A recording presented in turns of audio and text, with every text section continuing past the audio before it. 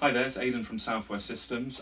We're just going to show you our range of XT scales, how to clean the basically the thermal print head and give it a good clean. It happens because obviously you get label gunk, label residue, and that's something that needs to be cleaned. So we supply special thermal cleaning products. You have to use a special thermal cleaning product, so don't use anything else apart from the stuff that we recommend, okay?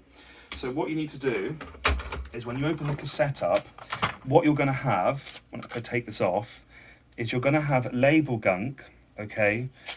You'll see it, a light residue. Now typically, it might be on the thermal head here, so the thermal head you must be extremely delicate with, and in here, you can go in here and clean the roller gently, and the thermal head which is above. So I'm just gently doing it now. Obviously this is a clean example, but you just need to be careful. Now the other thing you need to do is in here, when you take out the label to clean it, there's also contact points here. You can see this. So you'll need to clean, again, all the so you see here, the label will run up here. So this is a contact point here. It will go down here and around. So these are all contact points here. So you need to clean inside here and around. You also need to clean this bar where it goes underneath the bar in here. Okay, there's label residue. You'll need to clean up here. You'll need to clean on this bit here because that's a contact point where the label comes out. There'll be residue here and all around here. And then just make sure on the front here, there's any residue, you want to clean that.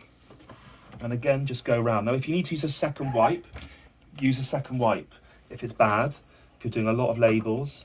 But just be very, very careful in here and just gently, the thermal head's above, just gently in here do that, okay? And you can move the roller slightly and clean it. You're just being ever so careful cleaning it, okay? So all the contact points are now clean. We've done here, under the bar over here, and then hopefully that will resolve your issue. Obviously the other thing is to make sure that for all your products, you're using the right label format.